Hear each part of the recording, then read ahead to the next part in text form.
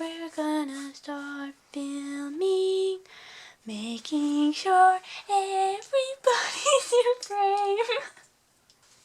You ready to do this, Laverne? Hello everybody and welcome back to the channel.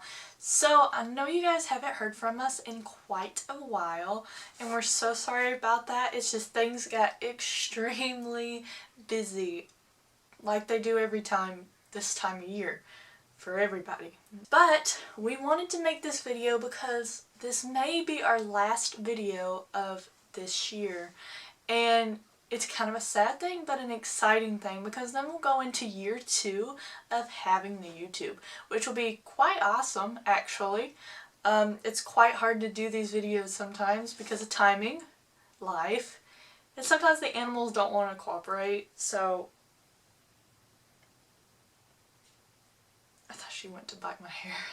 By the way, this is Laverne, one of our leopard geckos. The other is her sister Shirley, so just to let you know that. But we wanted to make this video not only to wish you guys a very Merry Christmas, but also because we got some exciting news. If that gives you any kind of tip, well, this is about eggs. So before anybody jumps to conclusions, no, we do not breed any type of, well, not even reptiles. We just don't breed anything. Okay, so don't think that we're starting some kind of breeding project or anything like that. It's nothing like that, I promise. But Laverne right here is a leopard gecko, and her sister Shirley actually surprised us with an egg. And you may think, well, how did she lay an egg? Well, don't worry, the egg is infertile, therefore it won't turn into a baby. It's just an infertile egg that they lay on a regular basis here and there. Because just like a chicken, they can lay eggs, not as often as chicken, thank the Lord. We don't need that many infertile eggs. But here and there they will lay an infertile egg, which is quite interesting to see and to watch them go through the routine. So sadly the egg molded before we could get it on film for you guys to see, so we won't be showing the egg now because we don't really want to open that container inside the house or ever. So instead we are going to show you a photo. I'll put the photo up here somewhere of the egg, and to give you a size reference, it came about that big. So comparing that to her, that's how big an egg is. It's crazy, right? But we do have an egg to show you guys today, and no, it's not chicken egg, so don't think we're going to be pulling that trick on you. No, it is an exciting egg to see. So the exciting egg we have to show you today is, it looks like a Tic Tac, right? It's not Tic Tac. I promise you this is a reptile egg. Very, very tiny reptile egg, but let me tell you, it is pretty exciting to find. You don't find these often. And what this egg is actually an anole egg. Green or brown, I do not know. I didn't see the lizard lay it. But this is the first egg we found of these. We actually found one, and if you follow our Instagram, then you'll get to see the story we had incubating the egg and watching the baby hatch and then being able to set it free. Because what the heck do you feed a baby that small? I really don't know, and I honestly don't have the patience or time to do that. So we put him back in the wild and wished for the best for him. But it was an amazing process to see him go from this to a little anole coming out. It was amazing. So I'm going to show you a close-up of the egg. There we go. That's an anole egg. You can see it's kind of unfertile. You can see that dark spots on it. It's probably got like a mold or something on it. It's really neat, really hard egg actually to be this small. It's very, very tiny. I mean, compared to her, nothing like her eggs. But we wanted to bring along an egg to show you guys so you can kind of get some excitement at seeing some kind of egg, since the other one molded, sadly. We was going to have them both to compare them, but, well, I don't want to hold a moldy egg, y'all don't want to see a moldy egg, and me and Laverne both don't want to smell a moldy egg, so we're just going to do this today. Now, of course, we're not just going to get away with just seeing an egg and going off. We're actually going to do a little talk about eggs, how they work, and some interesting facts about them, the fertile ones. So once the egg is laid, this is of any reptile, but we're going to go off of leopard gecko eggs for this instance, so we're going to call it a gecko egg. This anole egg is not a gecko, but once the egg is laid, an embryo starts to develop inside the egg, which is the little baby gecko. Don't quite look like a little baby gecko yet, but it will soon. Now, even though the egg seems to just be boring on the outside, on the inside, it has 4 different layers of things, which is quite interesting since on the outside it just looks plain and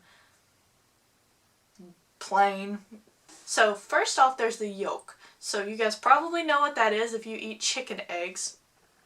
She's leaving also. And the yolk provides nutrients to the embryo as it grows within the egg. So kind of like a baby's feeding tube, except where the egg isn't in the actual mother. The embryo survives off the yolk instead. So it feeds and gives nutrients to the baby as the baby grows. Then there is the amniotic fluid, which is like a goopy clear, it should be clear, stuff in the egg. It's kind of like slime, but a bad slime, not like the good stuff. It's gross, kind of. So this surrounds the embryo and yolk itself. So this is pretty much the other filler of the egg. She's falling out of the chair. Hey, you gotta get back up here. YouTube hasn't seen you yet, so you gotta make a good first appearance. Then the last layer is the embryo itself. Now I said 4 because the other layer is the shell, but nothing really cool to see about the shell because we can already see it. So it's just a hard protective shell. There's also like a little air pocket in the egg. So some of you may not know.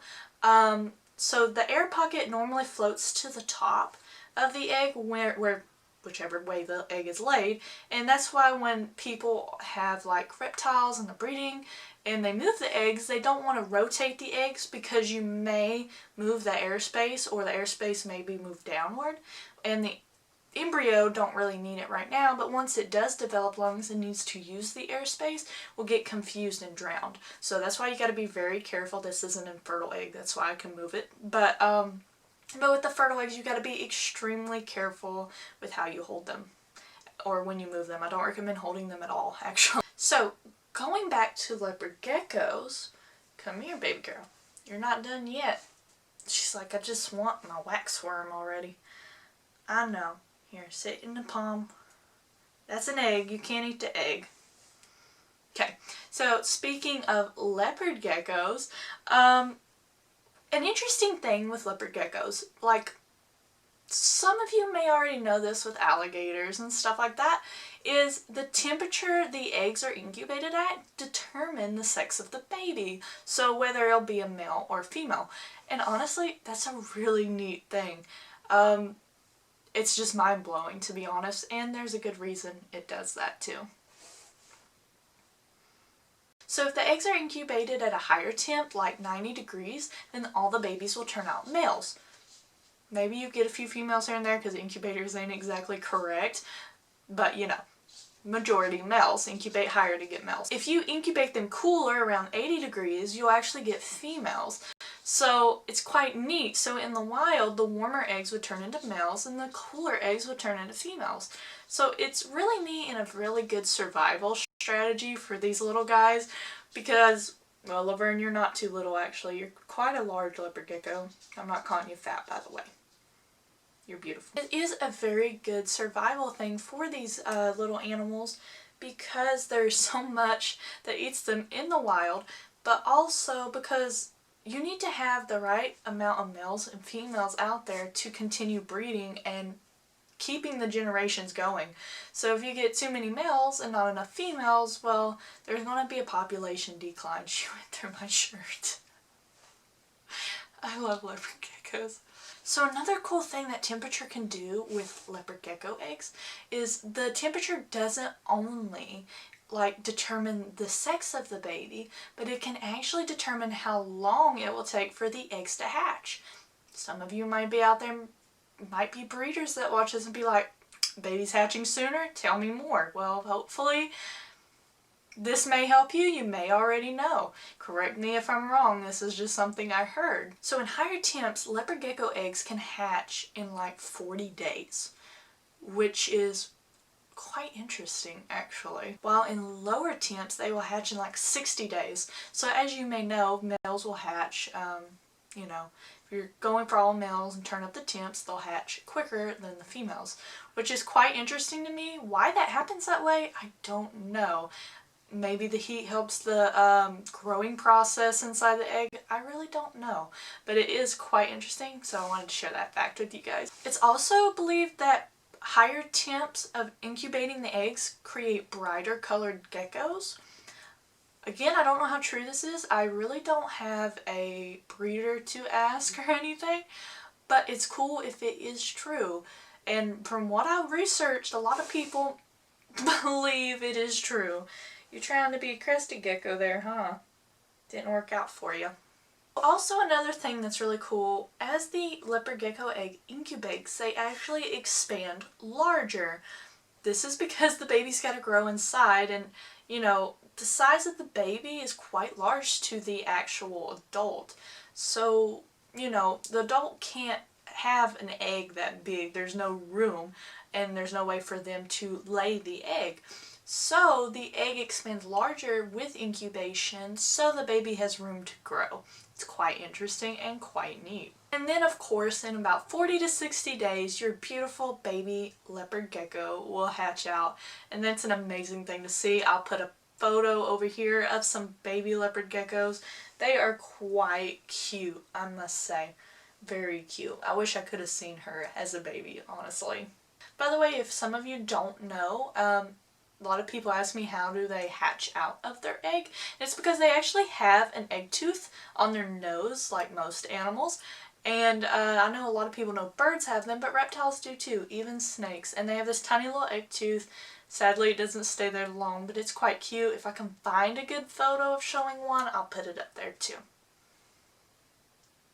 Yeah, she chirped. I don't think that was audible, but she chirped. That's right.